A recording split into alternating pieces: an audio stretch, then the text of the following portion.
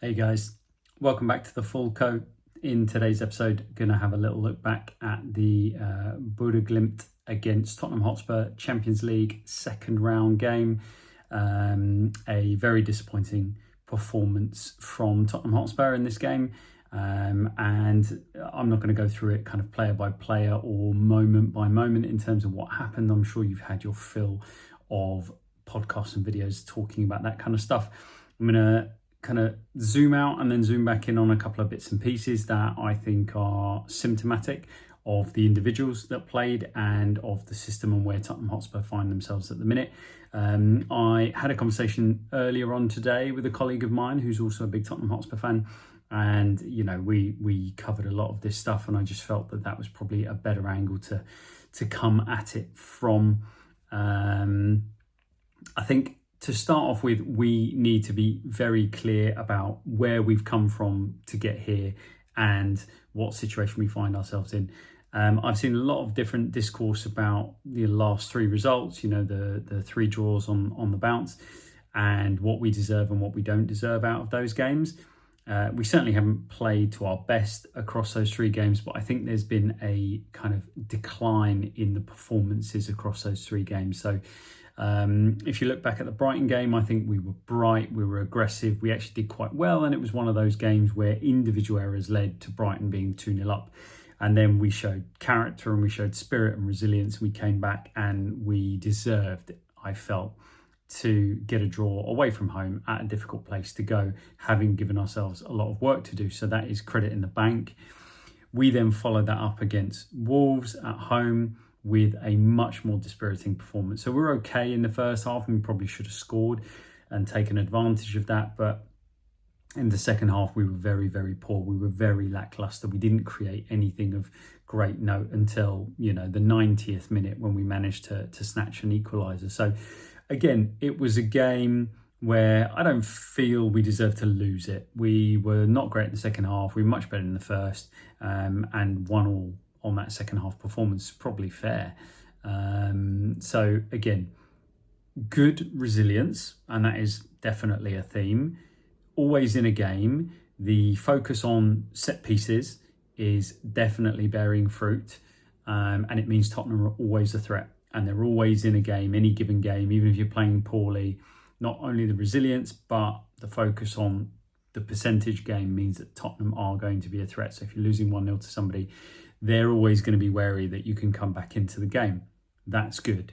So while I again think we deserved a draw, and I'm still disappointed about the performance against Wolves, this was a completely different kettle of fish, getting a draw away to Bodo. So the only thing that remains in the credit column is the resilience side of things, and we can all agree that Tottenham teams of the last few seasons would have lost every single one of these games, and we'd been on a terrible run of form, and we'd be a lot more upset than we have been, because the performances, certainly in the last couple of games, or the last kind of 90 minutes and then the 45 against Wolves at home, we've not been good, and we wouldn't have got any points, we wouldn't have got any results. So we leave a little bit of credit for the resilience and playing all the way to the end of the game and managing to eke out a draw, but we did not deserve a draw against Bodo in this game. We were awful, and that was start to finish. That went end to end. If they could finish, if they had better finishing, I really feel for their player Hauger, who looks like a real player. If the rest of the team could have matched his performance, we would have, tail between legs, we'd have been on the end of 4-5 maybe. They had great chances, should have been 2 up in the first half. A couple of really bad misses from their perspective as well, so they'll be kicking themselves that they even allowed us the opportunity to be in that game. The key issues as I saw them in the game is, again, we were unable to hold the ball up the pitch. The front players, we were just not able to get up and around them. They themselves were not able to hold the ball and to keep the play up there, and as a result, it meant that the ball was continuously turning over anytime we touched it. And so either Bodo were dominating the play and they were setting the tempo and they were setting the rhythm of the game, or we were getting the ball or trying to play out off a restart and giving it straight back to them and allowing them to come on again. It was really, really difficult to watch, but that remains symptomatic of where we are, the inability to play the ball through the thirds and particularly to play in the middle of the pitch. And our main tactic at the minute has been set pieces and fire it up to the 9 or fire it up to Kudus and expect them to hold the ball and help us to get up the pitch. And if you take those things away and we can't do those things, or those players are not playing, you have to have a plan B, and we don't have a plan B right now, or we're not able to execute. We probably do have a plan B, we're just not executing. The other thing that was really disappointing for me, if you're trying to do that, and if you're trying to hold the ball up the pitch, and Brennan Johnson and Odebear were not great. Johnson in particular had a really bad game. Richarlison struggled, he wasn't really in it, but I see a lot of criticism coming Richarlison's way. Just look at the quality of what was coming his way during the game, and I'm not making excuses. He should have scored in the first 10 minutes.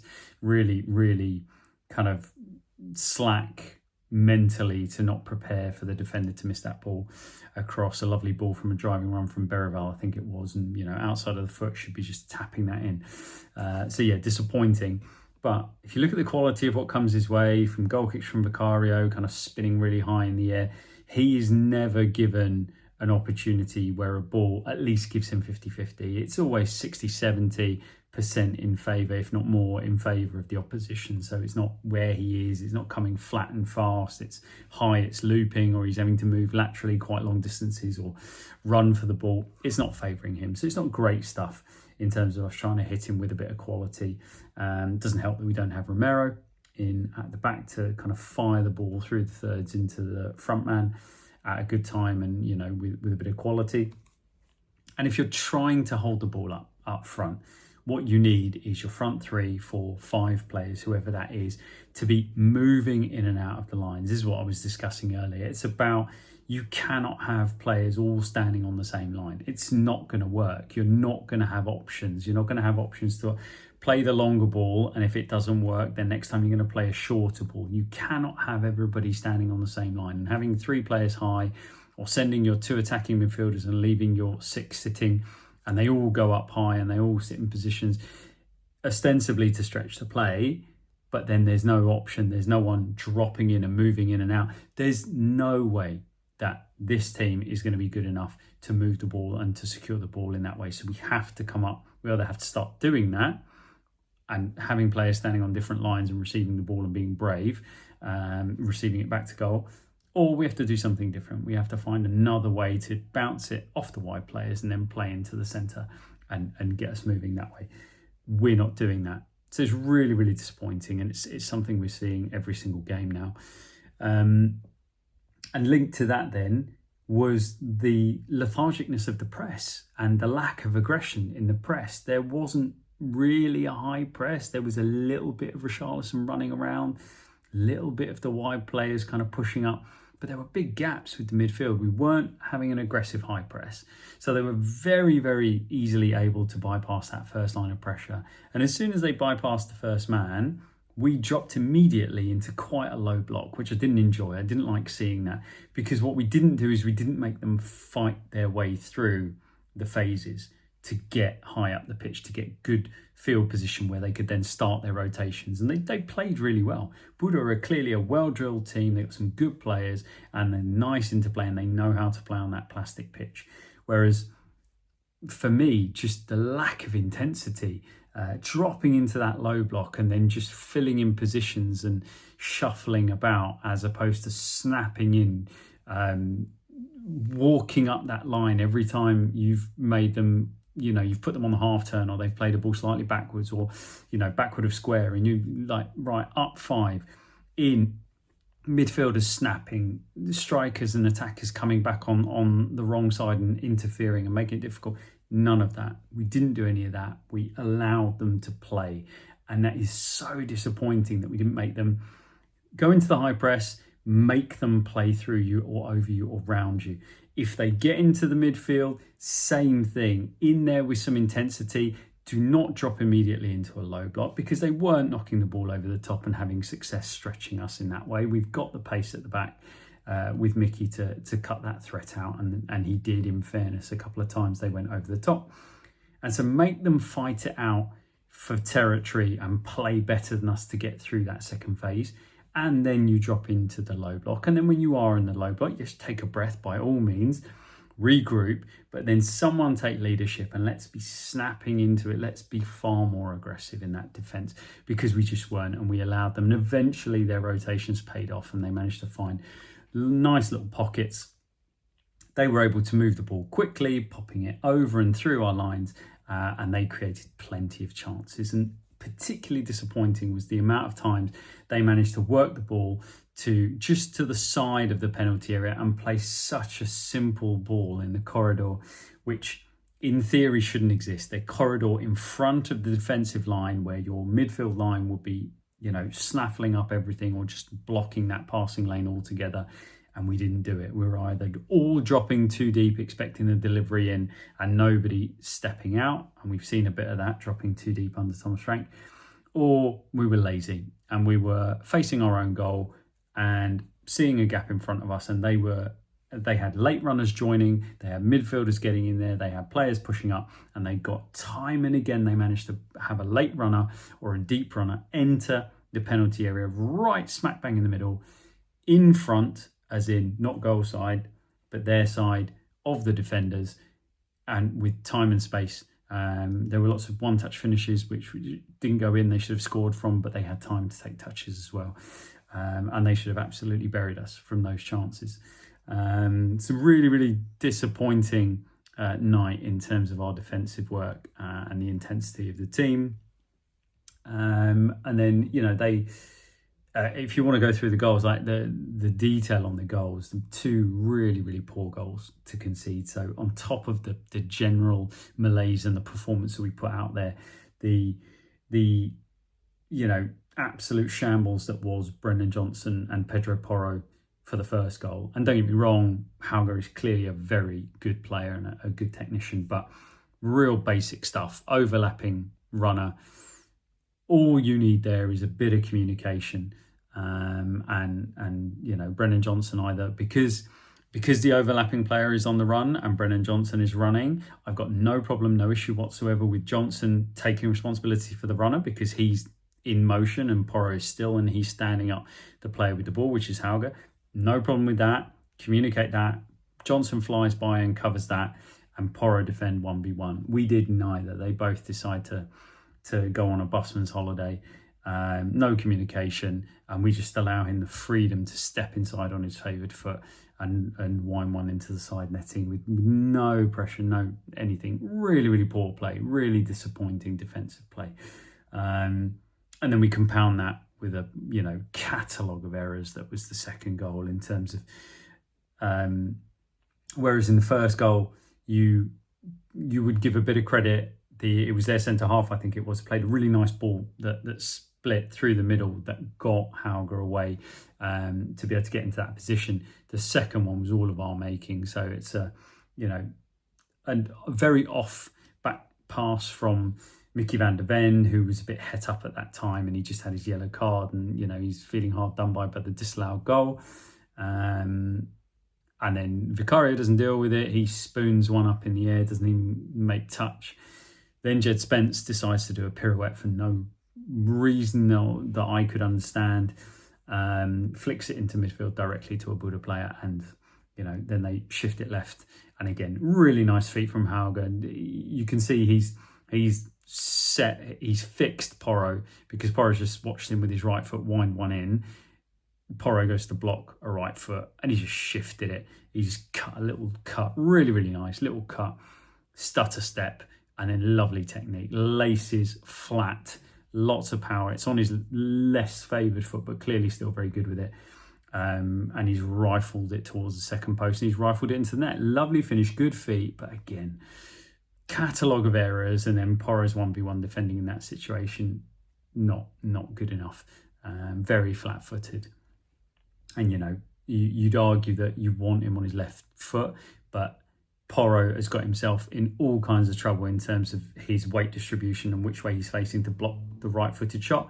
That once he does move it onto his left, he's in no man's land. There's no way he can spin all the way around and get there in time. And then even if he didn't have a shot, he could have easily picked a pass with his left foot. So disappointing, start to finish, all of that. Well done, Bodo. Great goal. Poor from us. And again, symptomatic of the way we played throughout the game. And then, okay, from that moment on, yes, we made changes. Yes, Bodo had that psychological thing where they were 2 up and they sat a little bit. And you could argue the changes had a positive impact. They didn't fundamentally change the way we were progressing the ball, but the players that came on were involved. We had a really disappointing moment.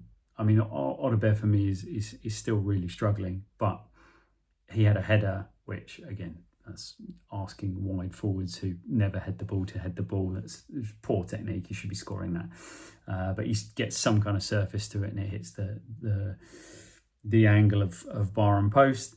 And then we managed to sweep a lovely delivery. Finally, we play a short free kick where everyone is expecting the ball to go in. Short free kick, whip one in, and it's a good header from Van der Ven. Simple goal. Bodo should defend that better, but yeah, really, really quality delivery, which makes it super hard for them. And then great to see Archie Gray being positive, driving forward, getting in advance of his midfielders and getting in advance of the striker or up with the striker. Finally, a bit of positivity going forward. Slipped ball, nice outside of foot, slip ball down the side to set him away. He has a shot. And we get a bit of luck. Richarlison's where he needs to be. He's following up. I'm not sure how much it hits him, how much it hits the defender. But yeah, it kind of rattles around off keeper, post, whatever it is, and then back on to either Richarlison, the defender, and it nestles in the net. So again, the resilience, good. That is something we can definitely hang on to. And if we can just like nail that in and bottle that, fine, let's have that all season. But we cannot afford to perform the way we did because our fixture run so far has been very, very favourable. And if we continue to perform the way we are, as resilient as we might be, games are going to get taken away from us by better teams. Bodo should have scored a hatful yesterday and they didn't. Even Burnley, which was a convincing win for us at home, had opportunities to score goals. If we do not improve that side of things, we are going to be on the wrong end of some difficult performances. And if we thought there was going to be time to improve the way we play through the phases from the weekend's game, that's naive. That's not going to happen. We've got so many games coming thick and fast that this is going to be a very difficult period. It's going to be really difficult to coach into these players who clearly have not got an idea of how to move the ball forward through the centre. It's going to be really difficult for them to get that embedded on the training ground with limited time. So it's going to be a real challenge. I'll be interested to see how the coaching staff deal with this situation. Obviously, going with your first choice personnel and having a few people come back will hopefully improve from last night's performance. But we've also seen that even with what you might argue is your strongest or your first choice players out there, we've still not been pulling up any trees recently. So we're going to need to see us turn a corner in that respect.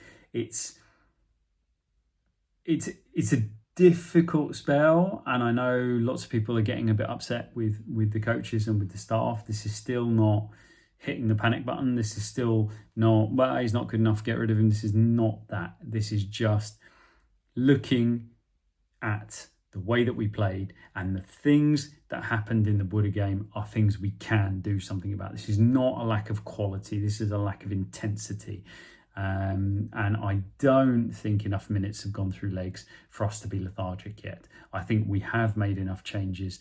We've rotated enough to keep players fresh enough that the last couple of performances, the second half against Wolves and that against Bodo, is not good enough. So yeah, going to really have to work on that intensity, first and second balls, the defending, and trying very, very incrementally to improve the way that we move the ball forward. Anyway, too much waffling on. That's a quite glass half empty analysis of the game last night, but there wasn't a great deal apart from resilience and getting a point to take away from it. So, yeah, let's hope we do better on the weekend. We go away to Ellen Road. Difficult place to go if they've got their tails up. So, yeah, let's see what we could do. An early goal would be very helpful to take a bit of the pressure off on the weekend. So let's see what we can do. And I'll leave it there. Have a great rest of your week, everyone. And as ever, come on, Tottenham.